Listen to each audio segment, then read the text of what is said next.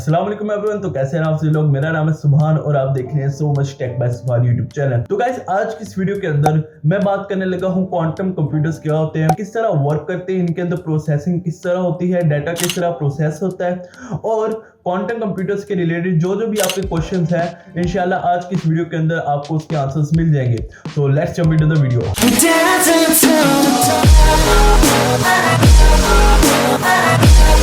तो guys quantum computers पर जाने से पहले मैं हमारे जो आज के दौर के क्लासिकल कंप्यूटर्स हैं इनके रिलेटेड मैं बात करना चाहूंगा।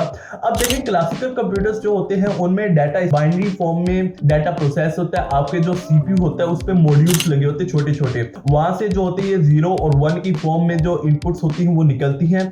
ये जाती हैं सबसे पहले ट्रांजिस्टर्स पर, जो आपके मदरबोर्ड पर ट्रांजिस्टर्स होते हैं। ट्रांजिस्टर्स इन्हें लॉजिक गेट्स की तरफ भेजता है एंड देन ये लॉजिक गेट्स के थ्रू आप जो होती है आउटपुट आपके 0 और 1, अगर आपने फिजिक्स पढ़ी है कभी तो आपको लॉजिक गेट्स का आपको पता होगा कि एंड गेट, नॉर गेट, और गेट, इन सब के रिलेटेड आपको नॉलेज होगा। इन गेट्स के थ्रू आपको आपकी आउटपुट मिलती होती है और ये आपके इस आउटपुट आपके डिस्प्ले होती है मॉनिटर के थ्रू। अब ये मॉनिटर पर जो आपको जो आउटपुट दिख रही है ये असल में ऐसी नहीं है।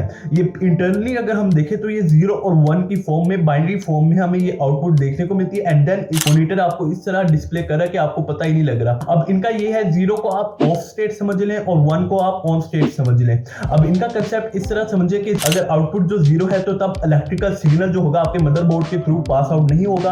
अगर 1 होगा आउटपुट तो इलेक्ट्रिकल सिग्नल जो होगा वो पास आउट हो जाएगा और इसी के थ्रू आपके मॉनिटर पे आपके जो प्रोसेस जो आप कंप्यूटर पे जो भी काम कर रहे हैं वो आपको आउटपुट की फॉर्म में आपके मॉनिटर पर नजर आती है। अब गाइस हम देखें तो हमारे पिछले दौर में कंप्यूटर्स का साइज बहुत बड़ा होता था। एक 5 MB की हार्ड डिस्क की एक रूम के जितना उसका साइज हुआ करता था, बट कंप्यूटर्स का साइज छोटा होते होते, कमरे के साइज से छोटा होते होते एक टेबल के साइज एंड देन उससे भी छोटा हमें एक सिस्टम इस फॉर्म में आ गया।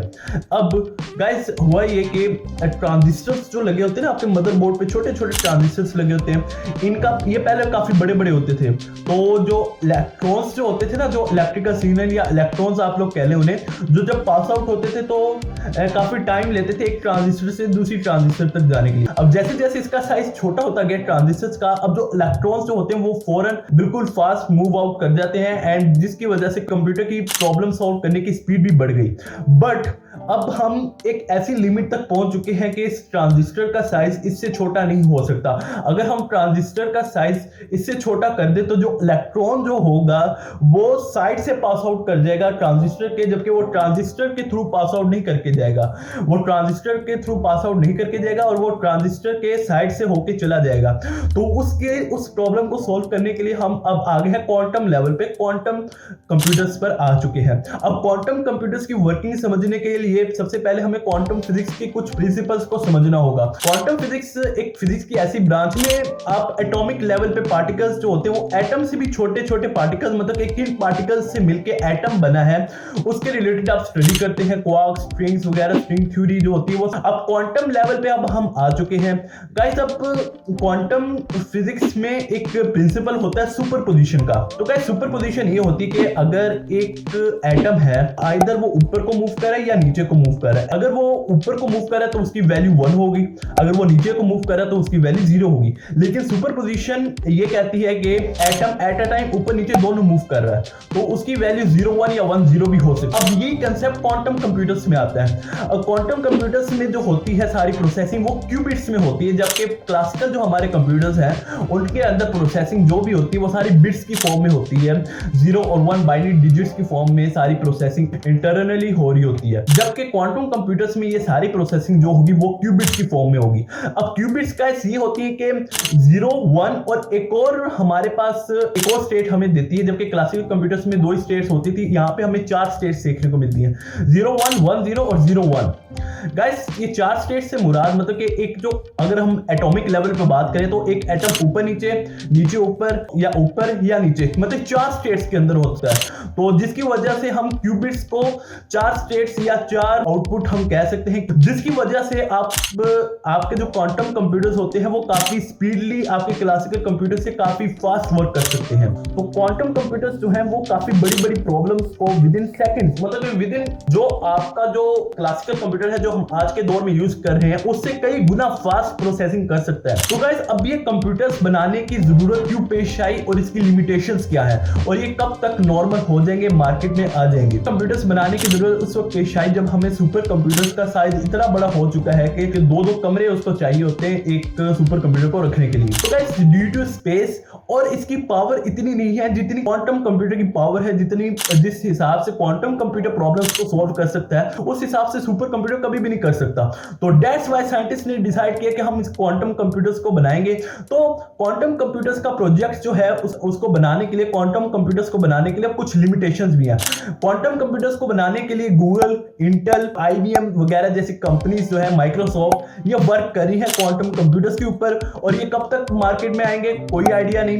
2029 2030 तक ये आएंगे शायद। तो गाइस इससे एक तो टेक्नोलॉजी बिल्कुल चेंज हो जाएगी बट इसकी कुछ लिमिटेशंस है। इसके बाद जो चेंज आएगा टेक्नोलॉजी में उसकी भी बात करेंगे, लेकिन इससे पहले हम इसकी लिमिटेशंस के बारे में बात कर लें। गाइस क्वांटम कंप्यूटर्स जो हैं उन्हें एब्सोल्यूट टेंपरेचर चाहिए फॉर द प्रॉपर वर्किंग, मतलब एक ठंडा कमरा यानी कि 0 डिग्री या नेगेटिव टेंपरेचर पे 0 डिग्री सेल्सियस एटलीस्ट होना चाहिए टेंपरेचर, अगर आपने क्वांटम कंप्यूटर को प्रॉपर्ली ऑपरेशनली वर्क करना चाहता है। तो गाइस क्वांटम कंप्यूटर की एक और लिमिटेशन भी है कि एक तो इनकी एक्सपेंसिव बहुत होंगे, मतलब कि ये इनकी प्राइस बहुत ज्यादा होंगी। अनदर लिमिटेशन इसके क्वांटम कंप्यूटर्स के जो एल्गोरिथम्स हैं वो इतनी आसानी से नहीं बन सकते। इसकी प्रोसेसिंग जैसे कि प्रोग्रामर्स होते हैं वो डिफरेंट एल्गोरिथम्स बनाते हैं, डिफरेंट सॉफ्टवेयर, बट यहाँ पर हम क्वांटम कंप्यूटर्स की जो एल्गोरिथम्स है वो बनाना इतना आसान नहीं होगा हमारे लिए। एक कंपनीज वर्क कर रही है कि इन्हें किसी तरह नॉर्मल टेंपरेचर पर भी ऑपरेशनल बनाया जाए, क्योंकि जो हमारे क्लासिकल कंप्यूटर्स है उनका भी कुछ यही हाल था, कुछ